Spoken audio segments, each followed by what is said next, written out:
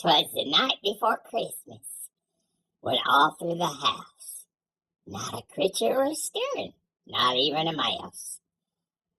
The stockings were hung by the chimney with care, in hopes that St. Nicholas would soon be there. The children were nestled all snug in their beds, while visions of sugar plums danced in their heads. And Mamma in her kerchief and I in my cap had just settled our brains from a long winter's nap. When out on the lawn there arose such a clatter, I sprang from the bed to see what's the matter.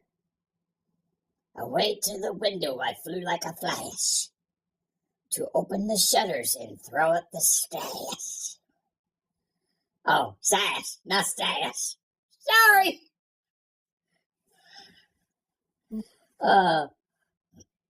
The moon of the breast of the new fallen snow gave the lustre of midday to objects below, when what to my wondering eyes should appear but a miniature sleigh and a tiny reindeer, with a little old driver so lively and quick, I knew in a moment it must be Saint Nick.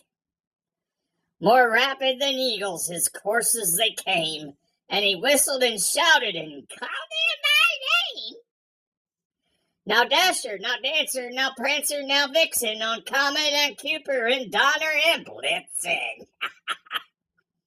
On the top of the porch to the top of the wall, now dash away, dash away, dash away all. As dry leaves that before the wild hurricane fly when they meet with an obstacle mount to the sky.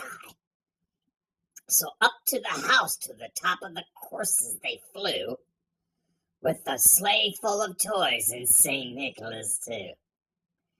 And then in a twinkling I heard on the roof the prancing and pawing of each little hoof. And I drew in my head and was turning around. Down the chimney St. Nicholas came with a bound. He dressed in all fur from his head to his foot, and his clothes were all tarnished with ashes and soot. A bundle of toys he had flung on his back, and he looked like a peddler just opening his on his back. His eyes how they twinkled, his dimples how merry. His cheeks were like roses, his nose like a cherry. His eyes, how they twinkled, his dimples how merry. His cheeks were like roses, his nose like a cherry. His droll little mouth was drawn up like a bow. And the beard of his chin was white as the snow. The stump of a pipe he held tight to his teeth, and the smoke had encircled his head like a wreath. And he had a broad face and a little round belly that shook when he laughed like a bowl full of jelly. He was chubby and plump, a right jolly old elf, and I laughed when I saw him in spite of myself. And a wink of his eye and a twist of his head soon gave me to know I had nothing to dread.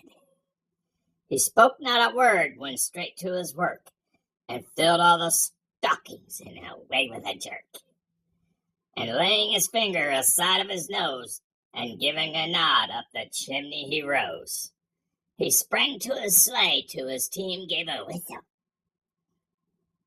and away they all flew, like the down of the thistle.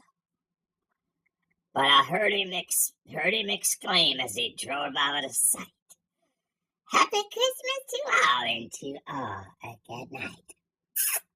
Merry Christmas, everybody.